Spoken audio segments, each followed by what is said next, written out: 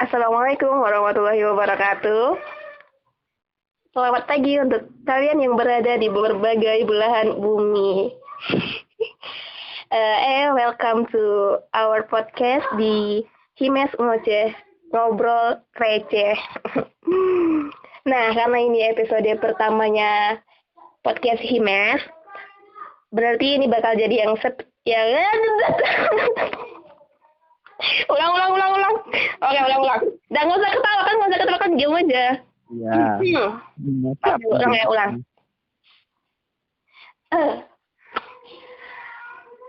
Assalamualaikum warahmatullahi wabarakatuh. Dan selamat pagi untuk kalian yang berada di berbagai belahan bumi. Welcome to our podcast di Himes Ngoceh, Ngobrol Receh.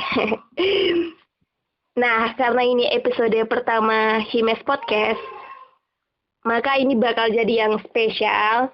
Dan untuk itu, di sini gue nggak bakal ngoceh sendirian. Di sini gue ada dua makhluk yang akan menemani gue ngoceh untuk menemani hari-hari kalian. Nah, daripada kepo, kita langsung kenalan aja. Halo? Halo? Ya, halo. Si Nadia main batu. Assalamualaikum warahmatullahi wabarakatuh. Boleh. Makhluk satu lagi? Ya, halo semuanya. Kalau kawan kita tadi pakai pantun Nadia, saya juga mau pakai lah. Si Nadia kayak hantu. Assalamualaikum warahmatullahi wabarakatuh. Waalaikumsalam. Pantun dari makhluk-makhluk ini sangat luar biasa. Iya. Tadi mereka udah pembukaan perkenalan, dan sekarang teman-teman juga yang di rumah pasti mau tahu saya sedang berbicara dengan siapa. Bisa bapak-bapak sekalian perkenalkan diri terlebih dahulu? Oke, mulai dari siapa nih? Dari Bapak aja. Oke. Ini lengkap atau gimana nih? Ringkas saja. Terserah bapak. Oke, perkenalkan nama saya Hamidullah. Biasa kalau di kampus dipanggil Iqbal, itu aja sih. Oke, Iqbal. Lanjut. Oke. Halo semuanya. Nama saya Joni Arisandra. Kalau di kampus saya biasa dipanggil Kevin. Luar biasa. Maaf ini. Oke, langsung aja ya. Jadi tema podcast kita hari ini itu tentang UTS sistem daring. Nah, kan seperti yang kita tahu, kalau sekarang bumi kita itu sedang tidak baik-baik saja. Dan pandemi COVID-19 yang sampai saat ini masih menghantui berbagai negara di belahan dunia, mempengaruhi semua aspek kehidupan masyarakat. Nah, untuk contohnya kita sebagai mahasiswa di perkuliahan sendiri, contohnya kita sebagai mahasiswa di perkuliahan sekarang sudah melakukan sistem daring dalam jaringan. Nah, mau tahu nih gimana sih pendapat Iqbal dan Kevin terhadap situasi saat ini? Silakan. Mulai dari siapa nih? Iqbal aja. Oke, Iqbal, dipersilahkan. Pendapat tentang apa tadi? Kuliah daring ya? Iya. Ini daring atau darling sih? Darling beda arti lagi dong. Darling, Bos. Daring. Oke. Daring ya, bukan garing ya. Karena kuliah sistem daring itu solusi untuk kita semua yang terutama mahasiswa yang sekarang kan memang sistem kita itu memang nggak bisa kemana-mana gitu. Nah, meskipun dari pemerintah sendiri belum ada aturan yang begitu jelas apakah kita ini harus berada di rumah atau enggak, itu belum ada gitu kan. Tapi mengantisipasi itu, pihak kampus mengambil tindakan bahwasanya kuliah itu melalui online gitu. Nah, ini bagi gue itu hal yang bagus. Tetapi Bingung ngomongnya Pak. Tenang aja kan bisa di-cut, tenang slow. Tetapi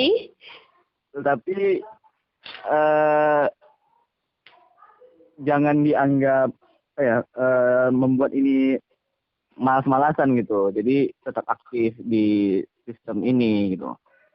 iya, berarti walaupun perkuliahannya sistem daring, mahasiswa harus tetap produktif walaupun sedang di rumah, gitu ya? Ya.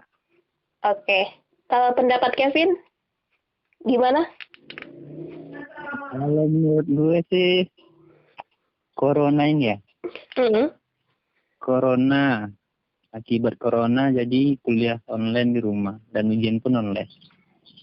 Kalau menurut pribadi sih, kalau dari segi kebijakan, menurut saya pribadi, memang kalau di daerah saya sendiri belum ada tuh yang namanya kayak, kalau pemerintah kan udah mengimbau tuh untuk di rumah ya, social distance. Tapi kalau di daerah saya masih kayak biasa aja sih. Orang masih berjalan ekonominya. Paling yang menjadi yang menjadi perhatian dari masyarakat sekitar tuh ya menjaga kesehatan secara baik-baik aja, cuci tangan segala macam. Aktivitas kalau di sini lancar sih. Cuman memang ekonomi aja yang menurun. Nah, itu kalau dari segi kebijakan. Kalau saya sebagai mahasiswa, dengan adanya keputusan ujian setengah semester dengan sistem daring ini memerdekakan mahasiswa sebetulnya. Memerdekakan mahasiswa, tapi lebih banyaknya dampak negatifnya. Seperti? Misalkan kuliah melalui internet aja. Sedangkan kalau di rumah mahasiswa tuh pastilah punya banyak kesibukan dan jarang juga yang fokusnya ke HP, apalagi berhubungan dengan kuliah. Jadi kayak terbengkalai gitu. Apalagi nanti kalau pada saat UTS memang dijadwalkan begitu. Belum lagi nanti kawan-kawan yang memang di kampung itu tidak ada jaringan segala macam kan. Jadi kalau menurut saya sih kuliah daring ini memerdekakan kaum rebahan sebetulnya. Tapi di balik itu juga ada sisi negatifnya. Ada juga kekurangannya berarti ya.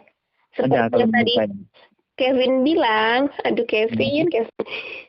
Ya, saya Kevin ini panggil. Oh ya, oke. Bapak Iqbal tadi masih di sana? Masih. Iya, terkendala juga berarti di beberapa mahasiswa yang tinggalnya di misalnya yang tidak mendapat jangkauan internet yang baik. Nah, itu betul. Sebenarnya gini sih, gimana ya? Masalah jaringan internet ini, dari awal kan sudah ada instruksi dari pihak kampus juga kan, bahwasanya kita tetap di sini aja gitu, nggak ke pulang kampung, apalagi kampungnya yang jaringannya susah gitu kan. Iya. Nah, jadi permasalahannya adalah kembali ke mahasiswa sendiri gitu kan. Kembali mahasiswanya, kenapa kok pulang gitu kan? Udah jelas-jelas kampungnya itu jaringannya sulit gitu kan. Iya. Nah, itu sih. Oke. Lanjut nih, kita bahas apa lagi? Oke. Iya. Nah, tadi udah dijelasin pendapatnya tentang kuliah sistem daring dan sampai juga ujian. Terus selanjutnya ada nggak tips yang bisa dilakukan oleh mahasiswa-mahasiswa yang sekarang perkuliahannya di sistem daring ini sendiri? Dan khususnya juga kan Bapak Iqbal dan Bapak Kevin masih seorang mahasiswa kan? Belum. Alhamdulillah masih. Udah mau diusir gue. Oke, jadi gimana pendapatnya nih tentang tipsnya?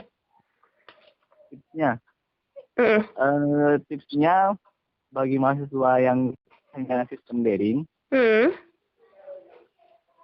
dia satu, jangan terlalu dibawa santai gitu kan. Ya daring juga daring gitu kan, cuman jangan semuanya jadi santai, semuanya jadi uring-uringan gitu. Iya. Produktif aja. Dan satu, ada kemarin lihat video kiriman dari teman juga, kuliahnya online, Ya. tapi karena lama kali dosennya ngoceh sampai tiduran dia. Selesai kuliah baru dia bangun. Dan itu kan parah kali gitu kan. Nah, jangan sampai seperti itu. Kita tetap menghargai dosen kita sedang menyampaikan materi, tetap kita hargai, meskipun itu sistemnya melalui jaringan gitu. Iya. Berarti walaupun dengan jaringan, kita nggak boleh ibaratnya semena-mena gitu ya. Ya, tetap seperti di dalam kelas lah, seperti biasa di kelas. Tetap menjaga etika, sopan kita. Iya, betul. Lanjut, Bapak Kevin. Ya, kalau menurut Kevin sih. Agak dulu ya saya pendengarnya. Ya nggak apa-apa, Bu. Nanti terbiasa tuh. Oke, siap. Kalau menurut Kevin ya tipsnya. Sebetulnya aktivitas pembelajaran kampus tak berhenti. Kalau menurut saya. Hanya saja metodenya yang berubah. Tak lagi tatap muka. Melainkan sistem daring. Nah, kalau tipsnya. Yang pertama. Ya bagaimana kita di lokal seperti itulah. Kita menghadapi ujiannya gitu. Belajar segala macamnya. Kisi-kisi. Terus yang kedua, poin paling penting menurut saya sih sediain kuota aja. Kalau kuota nggak ada, kemana ujian kan nggak mungkin juga. Oh iya, benar sekali. Itu poin paling penting tuh, sediain kuota. Dan saya kira juga nggak mungkin seorang mahasiswa nggak punya kuota. Sementara HP itu udah kayak kehidupan keduanya orang-orang. Bener nggak sih? Dunia keduanya. Iya, dunia pertama sih kalau kayaknya. Kalau orang. Wah, itu mau udah parah. Ya. Oke. Nih, pasti pendengar-pendengar juga masih pengen dengar suara kalian. Untuk itu, di sini gue mau nanya lagi nih.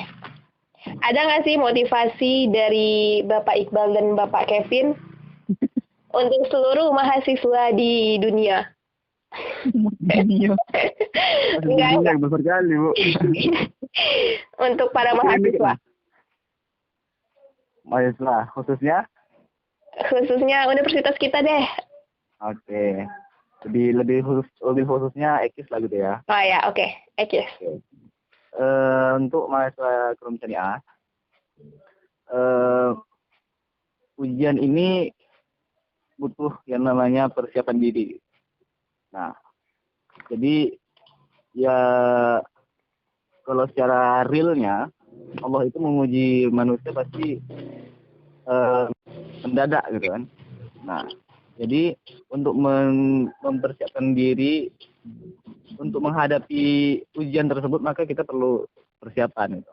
Nah, persiapannya apa? Dengan belajar, diskusi, dan lain sebagainya. Nah, melihat kondisi sekarang yang memang segala aktivitas kita itu terhambat. Nah, dan ini memang sudah menjadi budaya mahasiswa bahwasanya dimanapun ia berada, yang namanya belajar itu nggak pernah habis, nggak pernah putus. Nah, meskipun kita diam di rumah aja, di rumah kita bisa belajar kok. Kan? Di rumah kita bisa diskusi seperti apa? Diskusi online.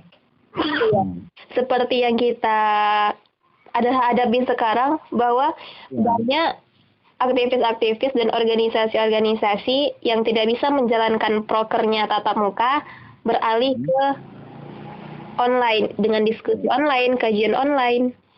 Dan itu juga terbukti bisa membuat kita lebih produktif walaupun hanya dengan rebahan misalnya, seperti itu Bapak Iqbal. Benar. Nah, jadi dimanapun kita berada kita bisa belajar sebenarnya. Jika kita bisa memanfaatkan teknologi yang ada. Gitu. Iya. Dan kembali lagi kepada individunya, apakah kita mau atau enggak gitu. Ya kita aja milih gitu kan. Kita mau apa enggak. Kita mau berubah atau kita ingin dirubah. Gitu. Nah, kita ingin mengubah keadaan atau kita ingin dirubah sama keadaan. Gitu. Oke, mantap banget nih Pak Iqbal. Iya lanjut. Mantap. Oke, mungkin pernah kita dengar ada apa namanya pepatah IPK itu adalah apa namanya Nasi, Pak. gitu. Nasinya ya. Iya. Iya. IPK itu nasinya dan skill itu adalah lauknya. Nah, ya. Ini menurut gue. Iya, menurut lo. Menurut gue antara nasi sama lauk itu nggak ada yang boleh lebih enak dan nggak ada yang kurang enak gitu.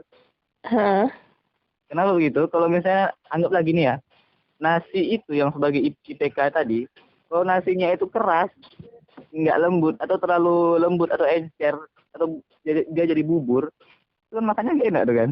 Iya betul. Terus didampingi sama apa namanya sama lauk yang terlalu enak gitu kan? Nah itu juga nggak nyaman kita makan itu. Masa nasinya keras sekali tapi lauknya enak gitu kan? Iya. Nah ujung-ujungnya kita makan lauknya aja gitu. Berarti di sini yang saya tangkap bahwa harus ada keseimbangan di antara. Ya benar. Jadi semuanya itu harus imbang. IPK itu adalah apa namanya pengetahuan kita atau keilmuan kita, teori-teori yang kita punya.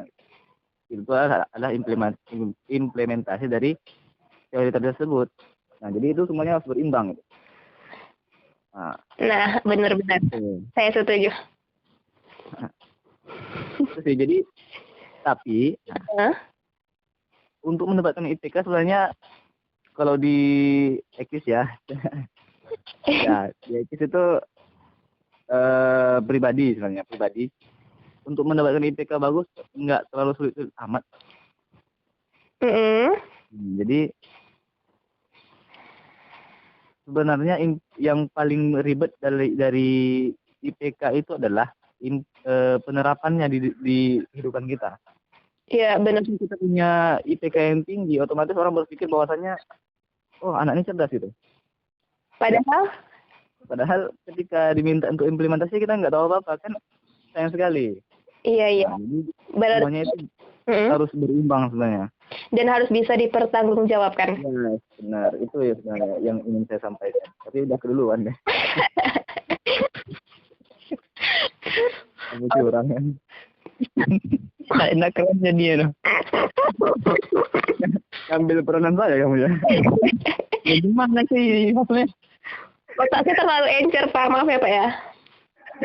Terlalu cepat mencerna soalnya.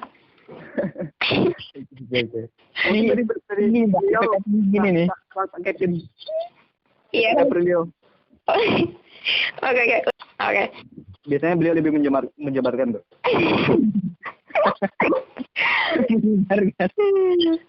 Nah, tadi kita udah dengar pendapat dari Iqbalnya Ekis. Nah, sekarang kita ke Kevin. Kevin, Anda masih di sana? Masih di sini, masih banyak ayam sini. Oke, nah gimana motivasinya untuk teman-teman yang lain? Kalau dari gue pribadi, apa ya?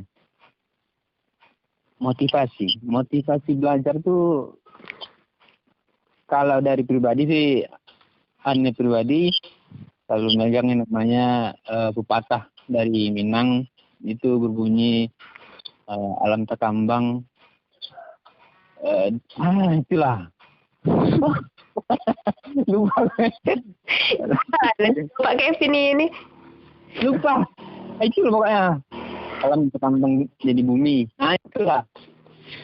Jadi maksudnya tuh dimanapun kita posisi berada, tambah lagi dengan kondisi seperti ini, yang namanya belajar tuh ya harus tidak di kampus saja gitu. Media belajar tuh banyak. Jadi kan setiap keadaan siapapun itu menjadi guru. Nah, jadi setiap kita bertemu orang, setiap itu kita menghadapi situasi, yang perlu kita lakukan hanyalah mengosongkan gelas kita itu agar ada pembelajaran baru di kehidupan ini gitu. Yang menjadi patokan saya sih untuk motivasi belajar ya belajar sama ya belajar aja, belajar dengan hal-hal baru. Selama ini mungkin kebanyakan kawan-kawan tuh masih malu, masih apa namanya, kalau mahasiswa bilang apatis sih. Iya. Tak maulah nyoba hal-hal yang mungkin dikira mereka itu adalah hal sulit. Padahal ketika mereka mencoba, itu bisa jadi tidak dan bisa jadi ya. Tapi apabila itu menjadi hal sulit, kan tentu ada sebuah pembelajarannya, ada sebuah pengalaman yang kita dapat gitu. Iya. Jadi kalau menurut Kevin ya, menurut gue motivasi terbesar untuk belajar adalah kembali lagi dengan dirinya sendiri, sama Pak Iqbal tadi.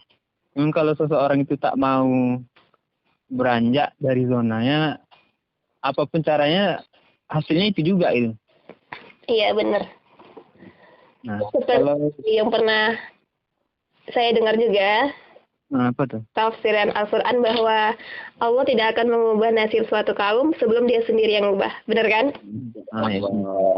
Allah Akbar. Semenjak corona jadi soleha. Soleha ya, Masya Allah.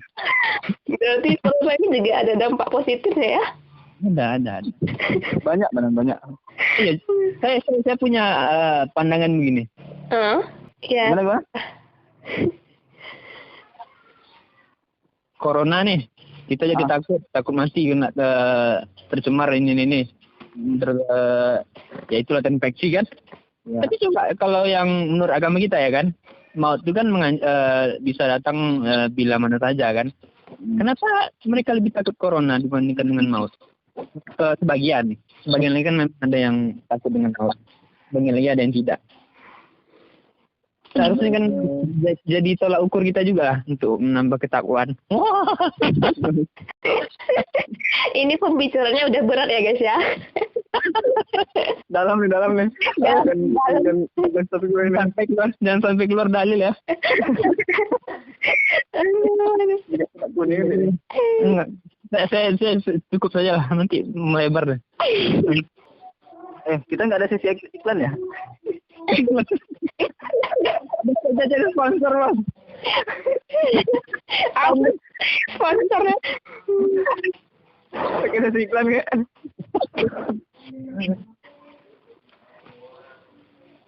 Ya oke, tadi kita udah dengar motivasi dari Iqbalnya Ekis, dari Kevin. Nah, sekarang gue rasa kita sudah berada di penghujung ngocehnya. Nah, Bapak Kevin atau Iqbal ada kata-kata terakhir yang ingin disampaikan? Oke, kan mungkin sedikit pesan dari ini. Bahwasanya urusan yang semula genting tiba-tiba menjadi hal yang tak penting. Agenda masa dihilangkan, kerjaan kantor dirumahkan. Hal itu semua mengingatkan kita bahwasanya tak ada urusan yang lebih genting daripada mempersiapkan kematian. Entah siapa yang lebih dahulu selesai, pandemi corona atau masa kita di dunia. Wow, kata-kata yang sangat menyentuh dari Bapak Iqbal dan juga Kevin. Nah, itu guys, udah beberapa jam kita ngoceh.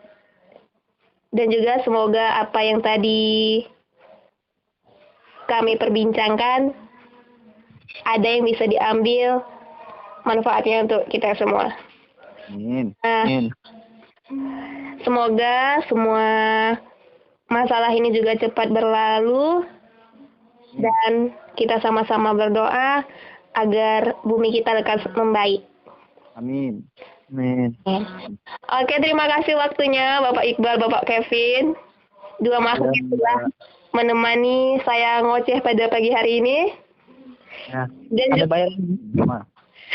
Dan juga kepada teman-teman yang setia mendengarkan, tunggu kami di episode selanjutnya. Terima kasih. Assalamualaikum warahmatullahi wabarakatuh.